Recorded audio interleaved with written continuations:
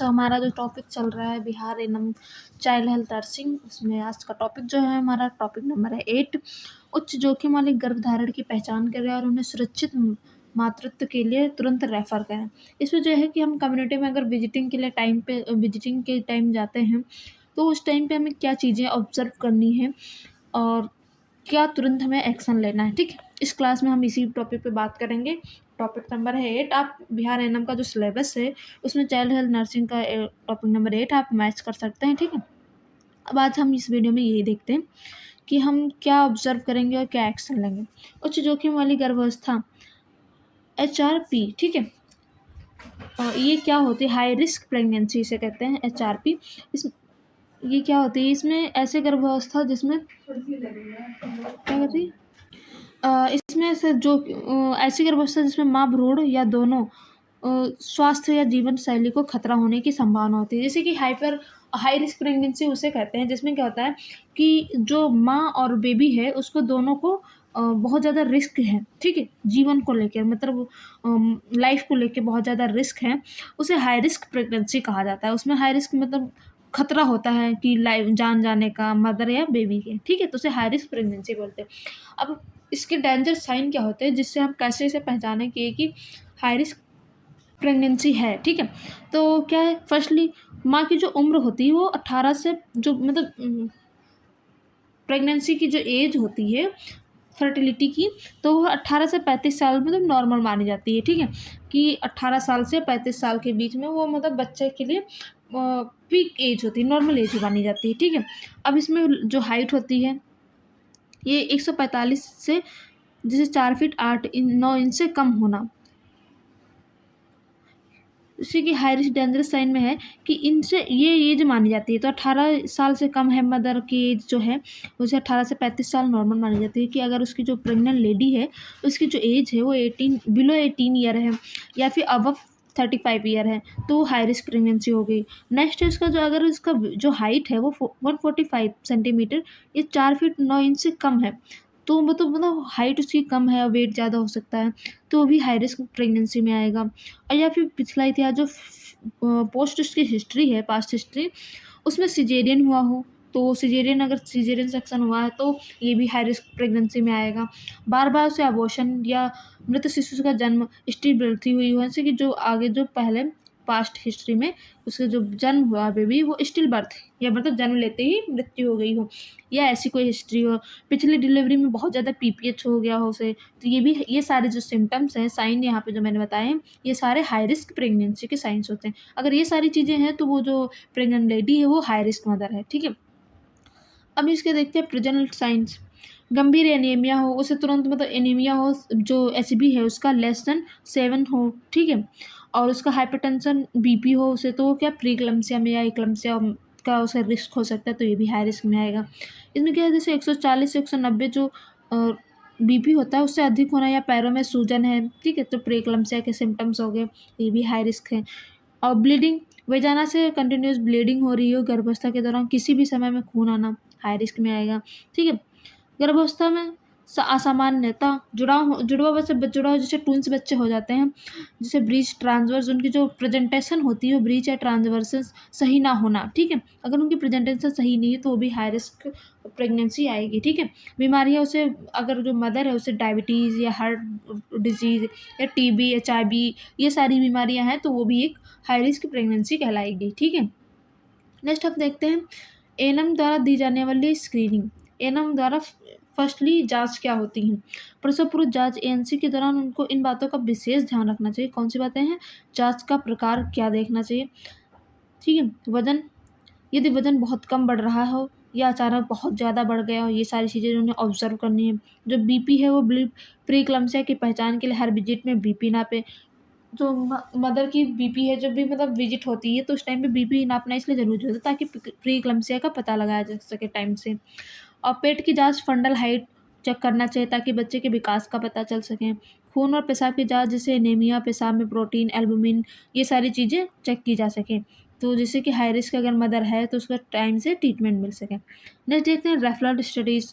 Refer कैसे करना चाहिए? जैसे आप किसी उच्च जोखिम वाली महिला की पहचान करें कि ये मतलब हाई रिस्क मदर है, तो कुछ नियम है उनका पालन करना चाहिए। जैसे कि फर्स्ट है रेड स्टिकर, महिला की एमसीपी कार्ड या मदर चाइल्ड हेल्थ जो प्रोटेक्शन कार्ड होता है उस पर लाल स्टिकर लगाएं, ताकि अस्पताल में जो तुरंत प्राथमिकता मिले कि तो उन्हें ऐसा लगे कि ये रेफरल मदर है, ठीक है, तो उन्हें फर्स्ट ट्रीटमेंट दिया जाएगा। काउंसलिंग, परिवार और महिला को खतरे के संकेतों के बारे में समझाएं। तो अगर महिला जो है प्रेग्नेंट लेडी है वो हाई रिस्क मदर है, तो उनको उनसे क्या खतरे हो सकते हैं, क्या उन्हें हार्म हो सकता है, वो सारी चीज़ें उन्हें समझाएं। उन्हें बिना डराए स्थिति की गंभीरता बताएं। उन्हें डराना नहीं है, बल्कि उन्हें उस चीज़ से अवेयर करना है कि ये ऐसा है तो इससे ये प्रॉब्लम हो सकती है, ठीक है। अब नेक्स्ट देखते हैं हम, संस्थान का चयन करें कि हम किस, पहले से ही डिसाइड करें। अगर ये आपको पता चल गया जो प्रेग्नेंट लेडी है वो हाई रिस्क मदर है, तो आप जो संस्थान है उसका चयन करें कि हमें सीएससी पीएससी कहाँ पे रेफ़र करना है, ठीक है। तो उसकी कंडीशन को देखते हुए हमें रेफ़र करना है। तो तय करें उन्हें सबसे पहले पीएससी पे भेजना है या सीधे सदर हॉस्पिटल या डिस्ट्रिक्ट हॉस्पिटल या मेडिकल कॉलेज, उसकी कंडीशन कैसी है उसके अकॉर्डिंग उसे रेफ़र करना है। अब रेफ़र करने के लिए हमें एम्बुलेंस बुलानी पड़ेगी। एम्बुलेंस का नंबर है 102, याद रखना है, ठीक है। 102 ये बिहार का कॉलिंग नंबर है, ठीक है, और यूपी का भी है, सेम ही है। तो आप 102 पे कॉल करेंगे और जो मदर प्रेग्नेंट लेडी की है वो एम्बुलेंस आएगी। 108, बहुत सारे लोगों का डाउट रहता है कि 108 है, लेकिन 108 ओनली इमरजेंसी पेशेंट्स के लिए है, एक्सीडेंटल पेशेंट्स के लिए है, बट मदर और बेबी के लिए 102 है, ठीक है। नेक्स्ट देखते हैं रेफरल पर्ची। रेफरल पर्ची होती है उस पर अपने महिला को क्यों भेजा है, जैसे एक रेफरल पर्ची बनाए, ठीक है। रेफरल पेपर से ये होता है कि जो डॉक्टर होता है उससे सारी चीज़ें तुरंत क्लियर होती है कि पेशेंट यहाँ पे क्यों आया। अगर उसका बीपी हाई है तो वो भी लिखें, सीवियर एनीमिया वो उसमें लिखें, मेंशन करें, जिससे उसको उपचार में फर्स्टली उसे प्राथमिकता मिल सके, ठीक है। और मतलब वहाँ पे टेस्ट करने की ज़्यादा नीड ना हो, उसके अकॉर्डिंग जो आप उसकी हिस्ट्री है उसके अकॉर्डिंग उसका ट्रीटमेंट स्टार्ट हो जाए इमीडिएट। अब नेक्स्ट देखते हैं द 3 डिलेस मॉडल। ये क्या है, इसमें 3 डिलेस जो मॉडल होता है इन्होंने इसमें है मैटरनल डेथ, सबसे फर्स्ट है इसमें मैटरनल डेथ। इसके पीछे अक्सर ये 3 मुख्य कारण होते हैं। एक एएनएम के रूम में आपका इनका जो काम है देरी को कम करना है, इसकी जो डिले मतलब देर से, ठीक है। तो आपको ये सारी चीज़ें 3 कारण हैं उनको कम करना है मैटरनल डेथ को कम करने के लिए। फर्स्टली है डिसीजन, पहली देरी होती है कि डिसीजन, परिवार द्वारा अस्पताल ले जाना का निर्णय लेने में देरी, जैसे कि परिवार वालों को ही पता होता है कि हाई रिस्क मदर है, आपने उन्हें बताया, फिर भी वो सोचते हैं कि ले जाना चाहिए या नहीं या नॉर्मल है, तो सबसे फर्स्ट डिसीजन लेना होता है, ठीक है। अज्ञानता या डर के कारण हो सकता है कि उन्हें डर है कि हॉस्पिटल जाने से कहीं कोई प्रॉब्लम ना हो जाए, या वो अनएजुकेटेड है, ठीक है। नेक्स्ट है हमारा ट्रांसपोर्ट, उन्हें अब हॉस्टली तो उन्हें ले जाने का डर है, नेक्स्ट है वो लेकर कैसे जाएँ, ये हो जाता है। तो घर से अस्पताल पहुँचने में देरी, या सड़क या एम्बुलेंस की कमी हो जाती है, ट्रांसपोर्ट में प्रॉब्लम हो जाती है। ट्रीटमेंट, अस्पताल पहुँचने के बाद इलाज शुरू होने में देरी, स्टाफ या संसाधनों की कमी। ये जो 3 रीज़न्स होते हैं इसकी मैटरनल डेथ के मुख्य कारण हैं, ठीक है। अगर मैटरनल डेथ को कम करना है तो इन तीनों जो फेसेस हैं उन्हें कम करना पड़ेगा, ठीक है। नेक्स्ट है हमारा खतरे के लक्षण और तत्कालिक प्राथमिक उपचार। अगर आप किसी गर्भवती महिला में ये लक्षण देखें तो उन्हें तुरंत रेफर करें। कौन कौन से लक्षण हैं, इक्लम्सिया, दौरे पड़ना, या महिला में झटके आ रहे हैं, सीजर्स से हो रहे हैं, उन्हें बाई करवट, लेफ्ट लेटरल, ताकि उन्हें सांस ना रुके। अगर किसी पर्सन को सीजर्स पड़ रहे हैं, वो प्रेग्नेंट है या नहीं है, नॉर्मल है, कुछ भी है, उसे लेफ्ट लेटरल पोजीशन देनी है और उसको क्या करना है, फिर रेफ़र करना है, ठीक है। उच्च केंद्र पर रेफ़र करने से पहले मैग्नीशियम सल्फेट MgSO4 की 4 mg का लोडिंग डोज यदि ट्रेनिंग में मिली हो दिया जाना चाहिए। ये जो MgSO4 की 4 डोजिंग है ये यूपी SSC एएनएम 2024 वाला पेपर था और 2026 11 जनवरी को हुआ था, उसमें ये आया था कि लोडिंग डोज क्या होती है, 4 mg, ठीक है। याद रखना है, एक लाइन से कहीं से भी क्वेश्चन आ सकता है। अब नेक्स्ट हमारा गंभीर एनीमिया, HB जो होती है <7 है mg/dl है, तो वो गंभीर सीवियर एनीमिया में आएगा। ऐसी महिलाओं को सीधा सदर हॉस्पिटल या डिस्ट्रिक्ट हॉस्पिटल में उन्हें रेफ़र करना चाहिए, जहाँ पे उन्हें ब्लड ट्रांसफ्यूज हो सके, ठीक है।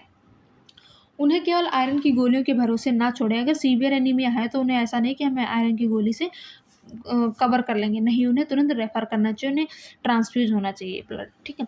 PPH, प्रसव के बाद अधिक खून बहना या यदि डिलीवरी के बाद ब्लीडिंग रुक ही नहीं रही है तो गर्भाशय मालिश, फंडल मसाज करें और तुरंत उच्च केंद्र पर रेफ़र करें, ठीक है। नेक्स्ट देखते हैं हम उच्च जोखिम वाली महिलाओं को फॉलोअप कैसे करें। सिर्फ रेफ़र कर देना काफ़ी नहीं है, ये भी देखें कि वो रेफ़र करने के बाद उसे ट्रीटमेंट मिल रहा है या नहीं, ठीक है। आरसीएस पोर्टल पर एंट्री, क्या उस महिला की जानकारी RCS reproductive and child health, RCS का फुल फॉर्म है रिप्रोडक्टिव एंड चाइल्ड हेल्थ, ठीक है। पोर्टल पर हाई रिस्क मार्क की गई है, ठीक है। घर पर मुलाकात, ऐसी महिलाओं के घर महीने में कम से कम 2 बार जाकर उनका बीपी और वज़न उसके बाद भी लेना, ठीक हो गई हो उसके बाद भी मंथ में 2 बार चेक करना है बीपी और वेट, ठीक है। और इंस्टीट्यूशनल डिलीवरी को यह सुनिश्चित करें कि जो हाई रिस्क प्रेगनेंसी महिला की डिलीवरी पर घर पर कतई ना हो, ठीक है। जो अगर ये आप पहले ही देख लें कि अगर उसका बीपी इक्लम्सिया प्रीक्लम्सिया है तो उसके घर पर डिलीवरी बिल्कुल भी ना करें और संस्थागत प्रसव को प्रवेशित करें, ठीक। उनकी डिलीवरी हमेशा फर्स्ट रेफरल यूनिट या सीएससी में होनी चाहिए, ठीक है। पीएससी फर्स्ट रेफरल यूनिट होती है, सीएससी, ठीक है, तो वहाँ पे होनी चाहिए। ये बड़े अस्पताल में होनी चाहिए, डिस्ट्रिक्ट हॉस्पिटल या मेडिकल हॉस्पिटल्स में होनी चाहिए, ठीक है। अब यहाँ पे हम देखते हैं बिहार में से विशेष कार्यक्रम, तो प्रधानमंत्री सुरक्षित मातृत्व अभियान हर महीने की 9 तारीख को, ये यूपी में और बिहार दोनों में है लागू, तो आप दोनों के अकॉर्डिंग पॉइंट ऑफ व्यू से पढ़ सकते हैं, ठीक है। हर महीने की 9 तारीख को गर्भवती महिलाओं को विशेषज्ञ डॉक्टरों द्वारा मुफ्त जांच की जाती है। सभी हाई रिस्क प्रेगनेंसी महिलाओं को इस दिन अस्पताल ले जाना सुनिश्चित करें, ठीक है। जितनी भी हाई रिस्क प्रेगनेंसी वाली लेडीज़ हैं, मदर्स हैं आपके पास, उनको हॉस्पिटल लेके जाएँ और उनका टेस्ट करवाएँ, ठीक है। आशा का सहयोग, अपने क्षेत्र की आशा कार्यकर्ता के साथ मिलकर ऐसी महिलाओं को लिस्ट बनाएं और उनके घर पर निगरानी या फॉलोअप सुनिश्चित करें, ठीक है। जो ऐसी हाई रिस्क मदर है उनकी अलग से एक लिस्ट तैयार करें और उनका अलग से उनके लिए विजिटिंग का प्रोसेस, जो अपना विजिट का एक मैप होता है वो बनाएं। उच्च जोखिम वाली महिलाएं, जैसे हर हाई रिस्क प्रेगनेंसी की पहचान के लिए एमसीपी कार्ड पर किस रंग का स्टिकर लगाया जाता है। तो अब हमारे यहाँ पे कुछ क्वेश्चंस आ गए, ठीक है, इम्पोर्टेंट, तो वो देख लेते हैं। जो हाई रिस्क प्रेगनेंसी है उस पर किस कलर का लगाया जाता है स्टिकर, तो हमारा रेड कलर का होता है, तो हमारा यहाँ पे ऑप्शन नंबर हो जाएगा सी, राइट, ठीक है। अब नेक्स्ट क्वेश्चन है हमारा सेकंड, गर्भावस्था के दौरान गंभीर एनीमिया, सीवियर एनीमिया तब माना जाता है जब हीमोग्लोबिन किससे कम हो जाता है। सीवियर एनीमिया की बात की गई यहाँ पे। वैसे तो एनीमिया लेस देन 11 भी माना जाता है, लेकिन यहाँ पे जो सीवियर माना गया है लेस देन 7, ठीक है। प्रधानमंत्री सुरक्षित मातृत्व अभियान PMSA हर महीने की किस तारीख को आयोजित किया जाता है। फर्स्ट 1 तारीख, 9 तारीख, 15 तारीख और 25 तारीख। तो ऑप्शन नंबर हमारा बी राइट है, 9 तारीख को, हर महीने की 9 तारीख को, ठीक है। अब नेक्स्ट देखते हैं हम, गर्भावस्था के दौरान उच्च रक्तचाप हाइपरटेंशन की स्थिति कब मानी जाती है, कि अगर बीपी किससे ज़्यादा है, किस रेंज से ज़्यादा है, तो हाइपरटेंशन है प्रेग्नेंट लेडी को, ठीक है। तो यहाँ पे हम देखते हैं बीपी 120/180 mmHg है, 130 85 mmHg है, 140/90 mmHg है या अधिक है उससे, 170 mmHg। तो हमारा हाइपरटेंशन पूछा गया है तो 140/90 mmHg या उससे अधिक है, ठीक है, तो वो हाइपरटेंशन है। गर्भवती महिला की लंबाई कितने से कम होने पर उसे जोखिम वाला माना जाता है। इसमें हाइट का भी है कि उसकी कितनी से कम हाइट है तो वो जोखिम वाली मदर है। 145, ऑप्शन नंबर सी राइट हो जाएगा। इक्लम्सिया के दौरान दौरे को नियंत्रित करने के लिए कौन सी दवा दी जाती है। इक्लम्सिया की एक बेस्ट चॉइस है, कौन सी दवा दी जाती है, iron sucrose, magnesium sulphate, oxytocin, misoprostol. तो यहाँ पे इक्लम्सिया से के लिए ट्रीटमेंट के लिए only one magnesium sulphate 4 mg, ठीक है। गर्भावस्था के दौरान पैरों में सूजन, मूत्र में प्रोटोन्यूरिया के साथ उच्च रक्तचाप, हाइपरटेंशन क्या है, ये किस चीज़ के सिम्टम्स है, साइंस है। मधुमेह, प्रीक्लम्सिया, एनीमिया एंड संक्रमण। तो ये प्रोटोन्यूरिया, उच्च रक्तचाप, ये है प्रीक्लम्सिया। अगर इसमें सीजर्स भी आते हैं तो वो हो जाती है इक्लम्सिया, ठीक है। बस सीजर्स का ही इतना ही डिफरेंस है प्रीक्लम्सिया और इक्लम्सिया में। नेक्स्ट क्वेश्चन है पीपीएस पोस्टमार्टम हेमरेज का मुख्य कारण क्या है। पोस्टमार्टम हेमरेज क्यों होता है, इन्फेक्शन से, अटोनिक यूट्रस से, उच्च रक्तचाप या एनीमिया से। जो पोस्टमार्टम हेमरेज है वो इन्फेक्शन से होता है, ठीक है। डिलीवरी के टाइम पे जो इन्फेक्शन होता है उसकी वजह से मेन कॉज यही होता है कि पोस्टमार्टम हेमरेज पीपीएस का। नेक्स्ट क्वेश्चन देखते हैं हम, गर्भावस्था के दौरान कम से कम कितनी प्रसव पूर्व जांच एएनसी विजिट अनिवार्य है। कितनी एएनसी विजिट करनी चाहिए प्रसव के पहले, तो हम कितनी विजिट होनी चाहिए, 2, 3, 4, 5, 6। तो नॉर्मली अनिवार्य कितनी है, 4, उससे ज़्यादा भी कर सकते हैं लेकिन कम से कम 4 अनिवार्य होती है, कंपलसरी होती है 4 विजिट, ठीक है। नेक्स्ट क्वेश्चन है, गर्भ में शिशु की धड़कन फीटल हार्ट रेट की सामान्य सीमा क्या होती है? फीटल हार्ट रेट की जो नॉर्मल फीटल हार्ट रेट होती है वो कितनी होती है? 80 से 100, 100 से 120, 120 से 160, 160 से 200। तो यहाँ पे हमारा राइट ऑप्शन हो जाएगा सी, 120 से 160। नेक्स्ट क्वेश्चन है हमारा, गर्भावस्था के दौरान कुल कितना वजन बढ़ना सामान्य होता है? कि मतलब प्रेग्नेंट लेडी है उसका कुल कितना वेट है जो बॉडी वेट से बढ़ रहा है, इंक्रीज हो रहा है, तो नॉर्मल है कितना? 5 से 7 किलो, 9 से 11 किलो, 15 से 20 किलो, 2 से 4 किलो। तो यहाँ पे राइट ऑप्शन हो जाएगा हमारा बी, 9 से 11 किलो। ठीक है। बिहार में गर्भवती महिलाओं को अस्पताल ले जाने के लिए कौन सी एम्बुलेंस सेवा उपलब्ध है? बिहार और यूपी दोनों में सेम नंबर है, 102। ऑप्शन नंबर बी राइट हो जाएगा। नेक्स्ट क्वेश्चन है हमारा 13, IFA आयरन फॉलिक एसिड की लाल गोली में कितना आयरन और कितना फॉलिक एसिड होता है? जो IFA टैबलेट्स होती है उसमें कितना आयरन और कितना फॉलिक एसिड होता है? ऑप्शन नंबर ए है 100 mg iron plus 500 mcg folic acid, 60 mg iron plus 500 mcg folic acid, और 100 mg iron plus 100 mcg folic acid, 50 mg iron and 250 mcg folic acid. तो यहाँ पे जो राइट ऑप्शन हो जाएगा ऑप्शन नंबर बी राइट है। ठीक है, 60 mg iron plus 500 mcg folic acid. Next question है हमारा 14, गर्भवती महिला को tetanus toxoid TT and TD का पहला टीका कब लगाना चाहिए? जो प्रेग्नेंट लेडी है उसका जो फर्स्ट टीका लगाया जाता है, इम्यूनाइजेशन किया जाता है, तो वो कब किया जाए? 9वें महीने में, डिलीवरी के समय, गर्भावस्था का पता चलते ही जितनी जल्दी हो सके, 5वें महीने में। तो जो फर्स्ट डोज लगती है वो गर्भावस्था का पता चलते ही जितनी जल्दी हो सके। ठीक है, तो ऑप्शन नंबर सी राइट हो जाएगा यहाँ पे हमारा। नेक्स्ट क्वेश्चन है, एल्बेंडाजोल की गोली गर्भावस्था के किस तिमाही ट्राइमेस्टर में दी जाती है? First trimester, second trimester, third trimester, या कभी भी नहीं। तो जो यहाँ पे एल्बेंडाजोल होती है वो सेकंड ट्राइमेस्टर में दी जाती है, 12 सप्ताह, ठीक है, दूसरी तिमाही या 12 सप्ताह के बाद। नेक्स्ट क्वेश्चन हमारा 16, गर्भवती महिला यदि गर्भवती महिला की उम्र डॉट से कम है तो उससे उच्च जोखिम वाली श्रेणी में रखा जाएगा। कितने से कम है तो उसे हाई रिस्क मदर कहलाएगी वो। ठीक है, 20 वर्ष से कम है, 18 से कम है, 25 से 22 से, तो अगर 18 से कम है तो वो हाई रिस्क मदर कहलाएगी। नेक्स्ट क्वेश्चन है हमारा 17, गर्भावस्था के दौरान योनि से रक्तस्राव ब्लीडिंग होने पर एएनएम को क्या करना चाहिए?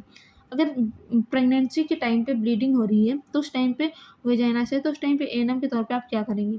आराम करने की सलाह देनी चाहिए, दवा देनी चाहिए, तुरंत उच्च रेफरल या उसे सदर हॉस्पिटल में रेफर करना चाहिए, अगली जांच का इंतजार करना चाहिए। अगर प्रेगनेंसी के टाइम पे उसे वेजाइना से ब्लीडिंग हो रही है तो उसे तुरंत रेफर करना चाहिए। ऑप्शन नंबर सी राइट है। IUGR इंट्रायूट्राइन ग्रोथ रिस्ट्रिक्शन का अर्थ क्या होता है? इसका अर्थ पूछा गया है यहाँ पे। IUGR का अर्थ क्या है? बच्चे का अधिक विकास, गर्भ में बच्चे का विकास कम होना, पानी की अधिकता, एंड ऑप्शन नंबर डी है इनमें से कोई नहीं। तो यहाँ पे जो हमारा राइट ऑप्शन हो जाएगा जो गर्भ बी, बच्चे का गर्भ में विकास कम होना। ठीक है, यहाँ पे राइट ऑप्शन है हमारा बी। नेक्स्ट क्वेश्चन हम देखते हैं 19, प्रसव के दौरान पार्टोग्राफ का उपयोग क्यों किया जाता है? जो पार्टोग्राफ की इतनी इंपॉर्टेंस है वो क्यों किया जाता है, वो क्यों इम्पोर्टेंट हो जाता है? माँ का वजन नापने के लिए, प्रसव की गति की निगरानी करने के लिए, दवाई लिखने के लिए, या खून की जांच करने के लिए।